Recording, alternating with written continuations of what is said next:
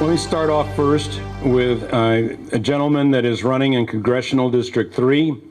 Many of you may have met him already, but he has an incredible background, and he's going to do a particularly fine job when he gets elected to the Congress. I present to you tonight Kendall Qualls.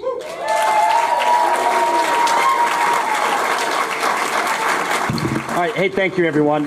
You know what? I'm not going to spend a lot of time up here talking because I know we have other candidates and we have this great show. But let me just give you an update on how things are going. I can't be more excited about the traction we're getting every night. This week, next week, all the way up to the mid-October, we're booked every night, every afternoon. Okay. And what's resonating is, you know, it's humbling, and I feel really honored. What's resonating is my personal story, because my personal story is the American story, and I'm willing to fight for it. And people are coming out to support it.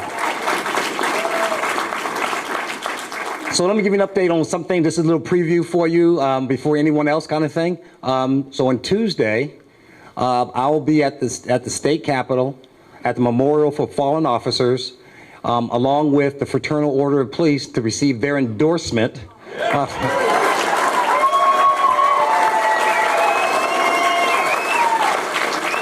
Thank you. And you know what? This should be a given for any citizen in this country, is that our officers have the respect and our appreciation for what they do. You know, when we have a few people that go rogue, they are not the definition or the overall arching character of the police force. Okay? Just like bad actors that are racist or that do things that are contrary to our good character as a country, they don't define the country. And it's unfortunate we have a left and we have a media that actually propagates those type of stories for both police officers and our country. And this is why I got in the race, to fight that narrative, because this country is much better than what it's getting characterized, and I'm not going to let them get away with it. Thank you. I'd like to be able to introduce now to you the gentleman whose lawn signs have that great name on it, Lacy Johnson. Lacy, come on up and talk.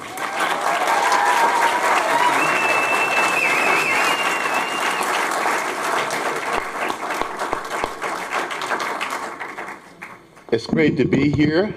First of all, I don't have to tell you that this is a very, very critical election coming up. And I think it's not an understatement to say it's the most important election in my lifetime. And you probably can tell I'm not a spring chicken here, so that's saying a lot. The other thing I should point out too, isn't it wonderful that you have two African-American gentlemen running for the GOP here in Minnesota in the metropolitan area. And just as a little private sharing here, one of the reasons I ran, and there were many, was to say to the people in the African-American community that the stereotype of the Republican Party being the racist, bigot, sexist party is not true. It never was true. In fact, if you follow the history, it has always been on the side of people of disadvantaged people, people of color, and those people who are fighting hard. So I'm very proud to have Kendall running with me in these congressional races. So I think that. Now, and I only got 2 minutes. Look, when we look around the country, when you look at the rioting and the destruction and the protesting that's going on in all these Democratic controlled states and cities, we have to make sure that we get out, that we support all these Republican candidates, that we give them money and donate, and to just get out and support them and make sure we make, especially Ilhan Omar, her first term in Congress, her last term in Congress. And I guess I'm just going to end it on this because, look, we know that this is a contest between personal freedom, personal liberties and government control, telling you what to do, telling you to stay at home, telling you when you can go places, trying to shut down the economy. We know that this is an election that's going to determine how successful our economic situation is for the next 4 or 5 years. We know that they want to be socialists, they want to be Marxists, they want to be anarchists, and we know we got God on our side and that they got the evil on their side. So I ask you, get you motivated. Let's go out here and, excuse my language, but let's go out here and kick some Democrats' butts. So thanks.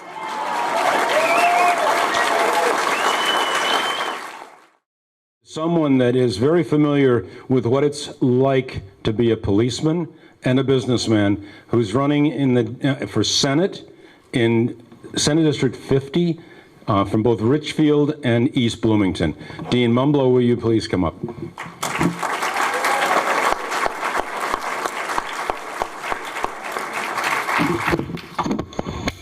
I'll take it out because I'm a little tall. Thank you everyone tonight for coming to this event. My name is Dean Mumbleau, and I live in Richfield with my beautiful wife there, Margie. We've lived in Richfield since 2008. We have 5 children and 2 grandkids. A little history about my career. My first career was a Sherburne County Deputy Sheriff, and I served through the mid-1970s through the 1980s, and I retired from the department as a senior patrolman. Thank you. Also on that note, I was one of the first groups that was endorsed by the Minnesota Peace and Police Officers Association.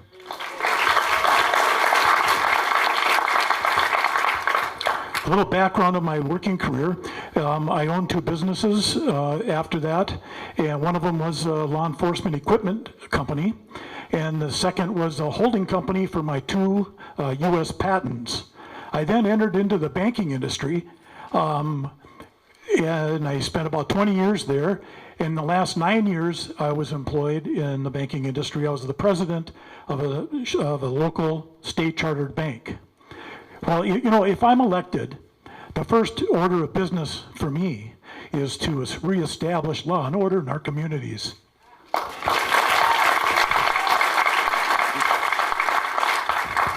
During the 1970s, I made an oath to uphold the Constitution, and that didn't have an expiration date. So if I'm elected, I'll leave all the enemies, foreign enemies anyways, to Lacy and Kendall. But I hold dibs on these domestic terrorists that tore down Minneapolis.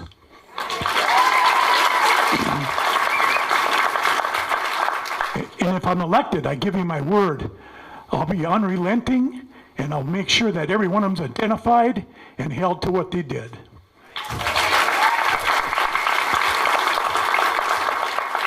I was a little late coming to this election, and so I got a late start. So not only do I need your vote, I also need your donations so that I can purchase the election materials that I need to get my word out to all of the voters in my district. Thank you very much, and welcoming your support if possible, and let's have an enjoyous evening.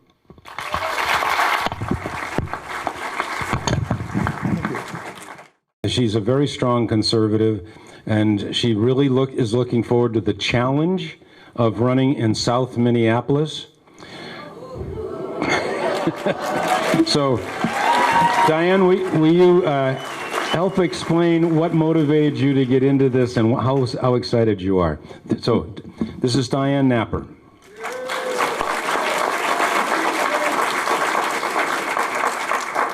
Thank you, Randy. Good evening, everyone. My name is Diane Napper. I'm running for Minnesota State Senate in District 63.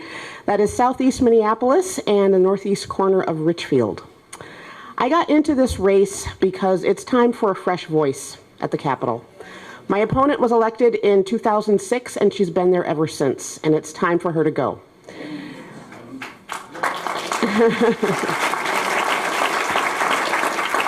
Just a brief background on me. I was born and raised in Philadelphia, Pennsylvania. I went to school at American University in Washington, D.C., and moved to Minnesota in 1989.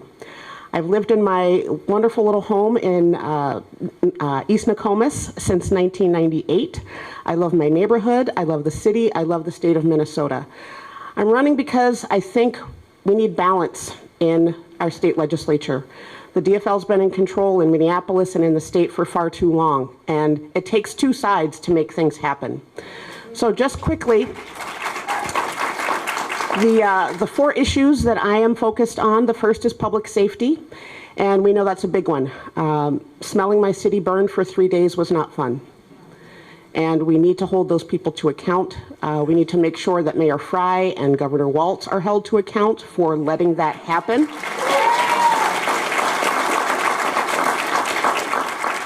So public safety is a two-way street, though. We also need to make sure that our community members are doing what they need to do and holding themselves responsible and accountable for their actions.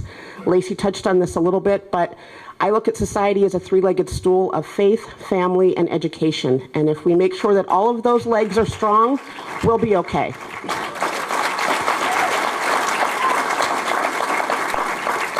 My second issue is education. Education is extremely important. It's how we are able to function in society and be civil towards each other. Not everyone's the same, though.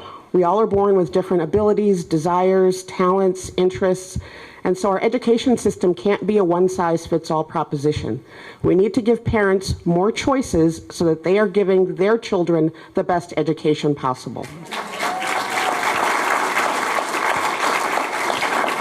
Number three is supporting small businesses. Small businesses are the backbone of our community. They're the job creators. They're the ones that help families become stronger and help communities become stronger. So we need to make sure that we are supporting our small businesses and not shutting them down. And fourth is government waste. There's so much waste and fraud and abuse that happens in our government, and that's our money. Our hard-earned tax dollars should not be wasted. So I want to make sure that we're following the money and making sure that you get to keep more of what you earn in your pocket so that you can spend it on the economy, which makes everyone's lives better. So again, I'm Diane Napper. You can go to my website to learn more about me. It's nappermn63.com, and I really hope you enjoy the movie. I've seen it twice already. It's phenomenal. So thank you. Frank is an institution as far as I'm concerned in 63. I think we've been very lucky to have someone like Frank serving the Republican Party in that district for a long time. And he's now selflessly decided that he's going to run. And I think maybe this is the year. So, Frank Pafko. I'm Frank Pafko. I am running for the third time in District 63B, and maybe third time's a charm. I'm a Minneapolis boy. Grew up in South Minneapolis. Graduated Roosevelt in 71.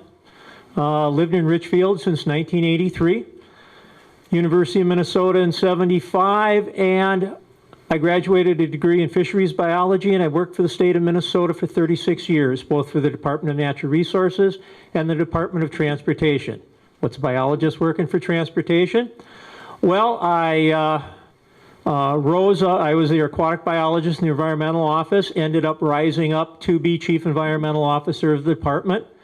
And for 4 years, I took a little sabbatical where I was the first non-engineer to run a highway project development program.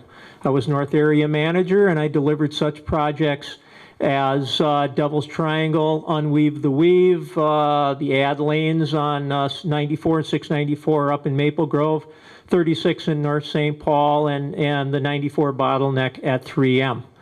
I know how government works. I know how you can make it more efficient. Since I retired 8 years ago, I have become active in Republican politics and have kept my hand in, and maybe you heard me, I'm the transportation czar on the Up and Adam radio show and now podcast.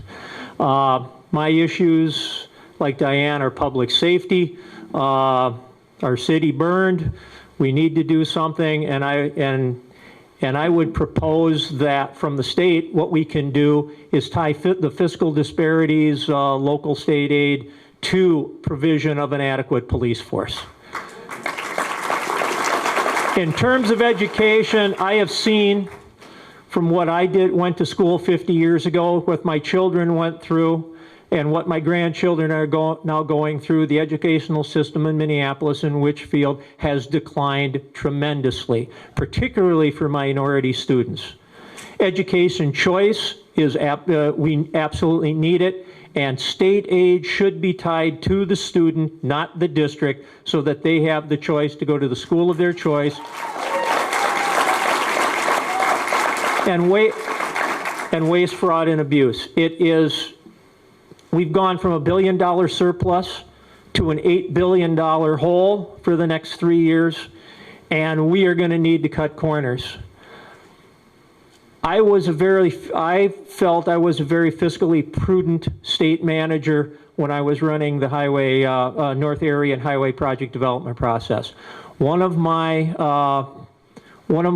points of pride is that when you compare the Crosstown project, which was done, that was an over $300 million project. I had Unweave the Weave, which is 694 35E up on the north side of St. Paul. Functionally exactly the same project, and I delivered it for $125 million. And I also know how to make state government efficient. I was chief environmental officer when the 35W bridge fell down. And as another point of pride of what my people and I delivered, we got the environmental work and permits for the new bridge in 9 days. I want to thank you very much for your support.